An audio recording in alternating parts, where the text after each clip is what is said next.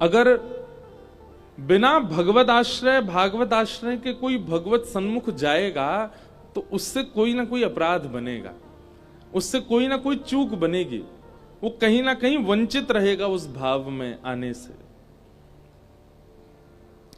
इसलिए भागवत सत्संग बहुत आवश्यक है, और विशेष रूप से प्रेम लक्षणा भक्ति के अनुगामियों के लिए।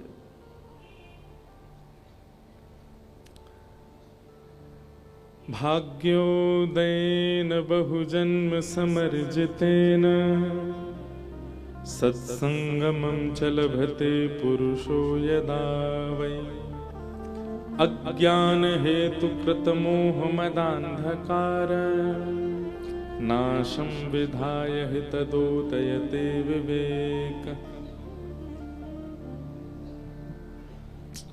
अनेक जन्मों के हमारे जब भाग्य उदित होते हैं तब कथा श्रवण का सौभाग्य मिलता है। अच्छा, एक और बात, श्रवण करने तो बहुत लोग आ जाते हैं, पर उसको अपने जीवन में उतारना सब नहीं सीख पाते। सबके जीवन में वह भाव उस भांति उतर जाए कि नहीं करना ही है, ये सबके बस की बात नहीं होती। सुनते बहुत लोग हैं पर पालन सब नहीं कर पाते। अच्छा, एक बात बताएं आपको, हमारे द्वारा किए गए भगवत भाव जीवन में उतर रहे हैं, मन में उतर रहे हैं, बुद्धि में उतर रहे हैं, इसका एक प्रमाण स्वप्न में प्राप्त होता है। आप कथा सुनते हैं, सेवा करते हैं, नाम जप करते हैं, और स्वप्न को आप मिथ्या मत मानिएगा। स्वप्न एक ऐसी स्थिति है जिस स्थिति में आप सो जाते हैं और सोने के बाद एक प्रकार से मृतक हो जाते हैं, और मृतक होने के बाद वहां ना गाड़ी है, ना साधन है, ना घर है, ना व्यापार है, ना धन है, सब कुछ आप ही बन जाते हो। आप ही धन बन जाते हो, आप ही गाड़ी बन जाते हो, आप ही सवेरा बन जाते हो, आप ही रात बन जाते हो, आप ही वृक्ष बन जाते हो। ये स्वप्न में दिखने वाली जो दुनिया है ये है नहीं, ये कौन है? ये हम ही बन जाते हैं वहां जाकर के।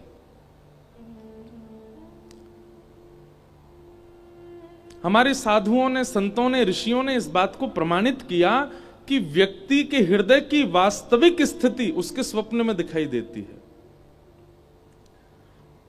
अनंत कथाएं सुनने के बाद भी, नाम जप करने के बाद भी, वृंदावन गमन करने के बाद भी, माला फेरने के बाद भी स्वप्न में आपको वो दिख रहा है जो नहीं दिखना चाहिए। वह दिख रहा है जिससे आप भयभीत हो रहे हो।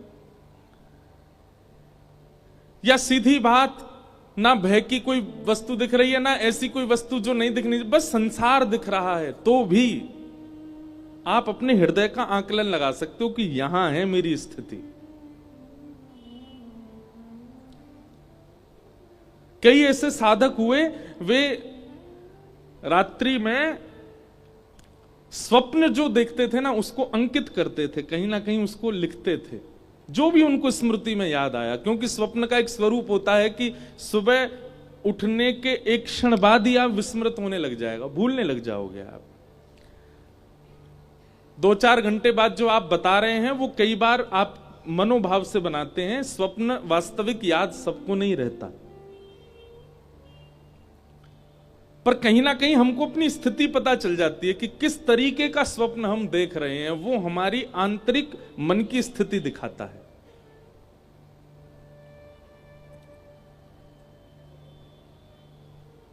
दुष्स्वप्न आना, बुरे स्वप्न आना, गलत वस्तुओं का बार बार दिखना, भय की चीजों का दिखना, ये एक प्रकार से ये दर्शाता है कि हमारा भजन अभी मन से नहीं बना है, हमारी कथा अभी मन से नहीं बनी है, हम वृंदावन अभी मन से नहीं गए। हमने अपने ऋषियों को, गुरुओं को, साधुओं को, महापुरुषों को मन से प्रणाम नहीं किया है।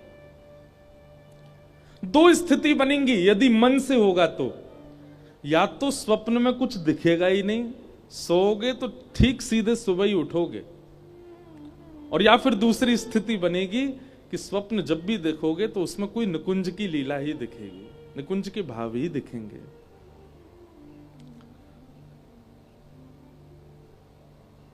कभी वृंदावन परिक्रमा दिख जाएगी, कभी कोई साधु दिख जाएंगे, कभी कोई भाव दिख जाएगा, कभी महादेव। और ये तो विशेष रूप से होगा कि श्री किशोरी जी की, ठाकुर जी की सेवा करे वाले इनको महादेव जरूर दिखेंगे स्वप्न में, और महादेव की आराधना करने वाले इनको युगल सरकार जरूर अनुभव कराएंगे। श्री हनुमान जी का नित्य चिंतन करने वालों को श्री राम स्वरूप का दर्शन हो सकता है, मतलब विपरीत प्रेम का आभास होता है चित्त में। पर हमें क्या दिखते हैं? हमें सांप दिख रहे हैं, कोई को ब्याह दिख रहा है, कोई मरो भयो दिख रहा है, अपनों ही ब्याह दिख रहा है। कभी खाते हुए दिख रहे हैं, कभी रोते हुए दिख रहे हैं, कभी भागते हुए दिख रहे हैं। मन की स्थिति आपका स्वप्न बताता है कि आप किस स्थिति में हो, किस स्तर पर आ चुके हो। स्वप्न को मिथ्या मत मानिएगा। उसके लिए क्या करें? तो एक तो वैदिक नियम है जो कि श्रीमद् भागवत ने आज्ञा की है, गजेंद्र मोक्ष का पाठ किया करो। रात्रि शयन से पूर्व हाथ पैर धो करके अगर आप कर सको तो श्री गजेंद्र मोक्ष का पाठ करो। द्विस्वप्न नाश, द्विस्वप्नों का नाश होता है। और या फिर सोने से पहले कथा की कोई लीला, ठाकुर जी की कोई लीला, ठाकुर जी का कोई भाव, उसका दर्शन करो, उसका चिंतन करो और फिर शयन में जाओ।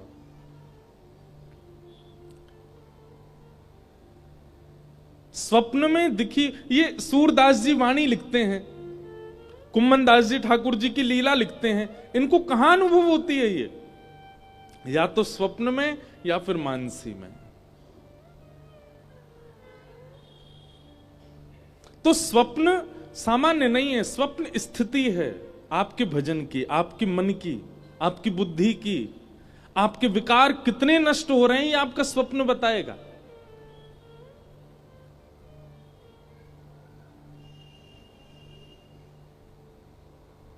और ये सप्ताह कथा का क्रम, वह स्वप्न आवे जिससे प्रिया प्रियतम का वह अनुभव आभास हो। हमारे वृंदावन की लीला है, श्री बिहारिन देव जी बिहारी जी की सेवा कर रहे हैं और बिहारी जी की सेवा करते करते बिहारी जी से बस एक ही प्रार्थना करते हैं, कब मिलेगो मोए वो निज वृंदावन। जिस निज वृंदावन में स्वामी श्री हरदास जी विहार कर रहे हैं, जिस निज वृंदावन में सब आचार्य हैं, जिस निज वृंदावन में आप मूर्तिमंत होकर के नहीं चलते फिरते दिखाई देते हो, वो निज वृंदावन कब प्राप्त होगा? और बस बिहारी जी की सेवा करते नित्य यही भाव रखते, कब मिलेगो मोए वो निज वृंदावन। एक दिन यमुना जी के तट पर बिहारी जी का अभी मंगला नहीं हुई है, बिहारी जी का अभी उत्थापन नहीं हुआ, उससे पूर्व स्वयं स्नान के लिए यमुना जी गए। अब देखो कहां कब अनुभूति हो जाए ये भी हम कह नहीं सकते।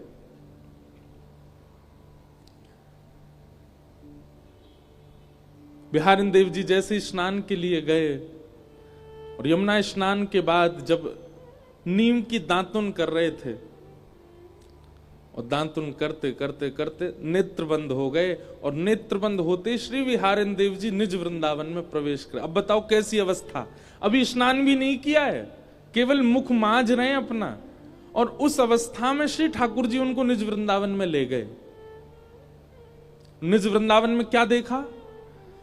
श्री यमुना जी का जल सामान्य नहीं था, है तो सामान्य, पर जब आचमन लेने के लिए उसमें अंजलि में भरते हैं तो ऐसा लगता है मानो केसर युक्त जल बह रहा हो। एक अद्भुत सुगंधी यमुना जी में से आ रही है। अभी के वृंदावन में हमें यमुना जी के तट पर बालू दिखती है, पर बिहारिन देव जी कह रहे हैं कि निज वृंदावन की यमुना जी की बालू तो मणियों की है, रत्नों की है, हीरों की है, मोतियों की है, अद्भुत चमक है। निज वृंदावन में भक्तों के यूथ झुंड के झुंड एक साथ भ्रमण कर रहे हैं।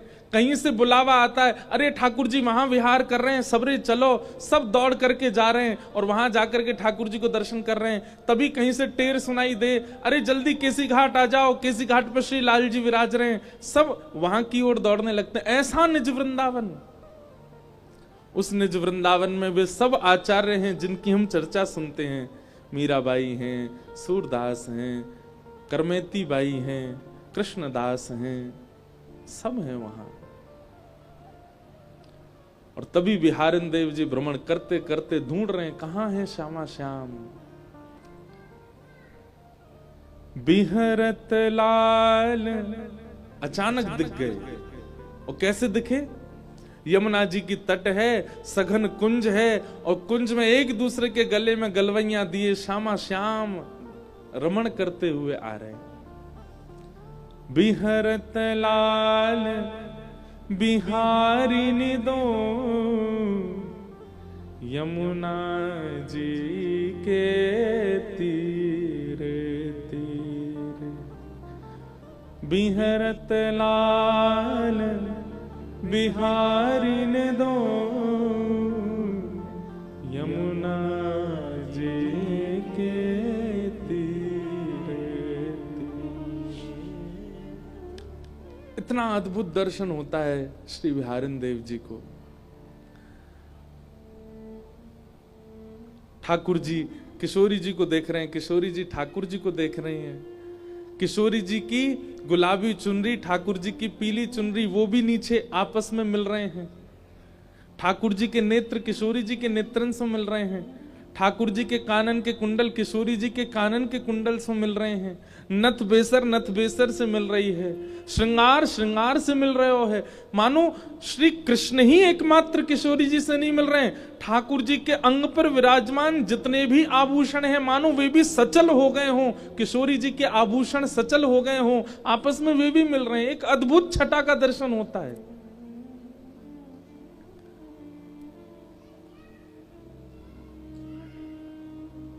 बिहारिन देव जी दर्शन कर रहे हैं और अवस्था क्या है? दातुन कर रहे हैं। और दातुन करते करते निज वृंदावन का दर्शन। तभी जोर की ध्वनि आई, श्री हरदास, अरे श्री हरदास। तभी बिहारिन देव जी के नेत्र खुले और नेत्र खोल करके देखा तो वहां तो वो वापस उसी वृंदावन में आ गए और वहां तो सब वैष्णव जन चारों ओर से घेर के खड़े हैं। और बिहारिन देव जी कह रहे हैं, का भयो भैया, तुमने मुझको काय को ध्यान से उठाए दियो। बोले बिहारिन देव जी, आप किस अवस्था में चले गए थे? तब बिहारिन देव जी बताने लगे, मैं इस अवस्था में चला गया, पर आप लोग इतने चिंतित क्यों हैं? तो किसी ने कहा, बोले आपको 3 दिन हो गए यहीं बैठे बैठे और 3 दिन से दांत माज रहे हो, मसूड़ों से रक्त निकल रहा है आपके।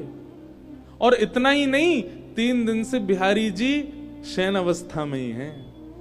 आप यहां बैठे हैं, सेवा ही नहीं हुई वहां ठाकुर जी की। यह है स्थिति। कहां बिहारिन देव जी को कुछ क्षण के दर्शन हुए थे, पर प्रकट स्थिति में वो 3 दिन बीत चुके थे। इन अवस्थाओं तक पहुंचना, इन अवस्थाओं तक हम इतनी लंबी अवस्था में, इतनी श्रेष्ठ अवस्था में तो नहीं जा सकते, पर कम से कम रात्रि में जब अपने देह के अभिमान से शून्य होते हैं, विषय विलास से शून्य होते हैं। बंधु, एक बात मेरी बहुत ध्यान से सुनिएगा। साधक अगर अपनी निद्रा को पवित्र कर लेना,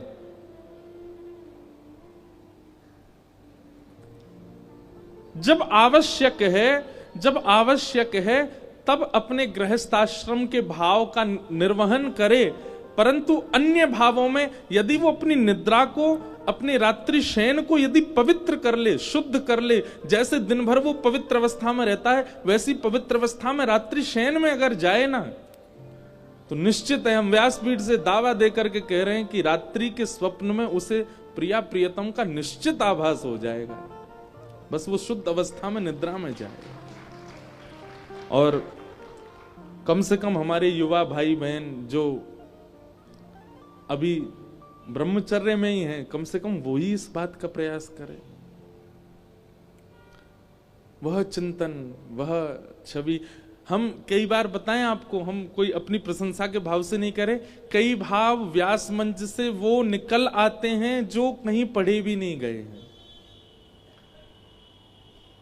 कई बार ऐसा होता है कि कोई पद देखा, कोई लीला देखी, पर वह लीला जितनी लिखी हुई थी उससे अधिक दिखने लग जाती है, अधिक समझ में आने लगती है, अधिक उसका वर्णन आने लगता है। और ये कब संभव होता है? जब कहीं ना कहीं हमारा मानसिक भाव शुद्ध हो, हमारे मन शुद्ध हो। और मन की शुद्धता का एकमात्र उपाय है श्रीमद् भागवत की कथा।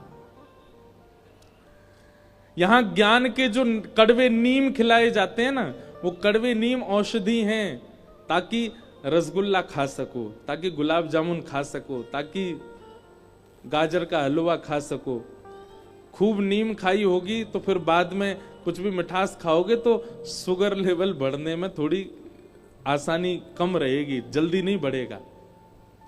ठीक वैसे ही ब्रज की लीला, ठाकुर जी की अंतरंग लीला, बाल लीला, ये सब तो मिठास है। सीधे उसके आश्रम में चले जाओगे तो कहीं ना कहीं रोगी बनने की संभावना ज्यादा है।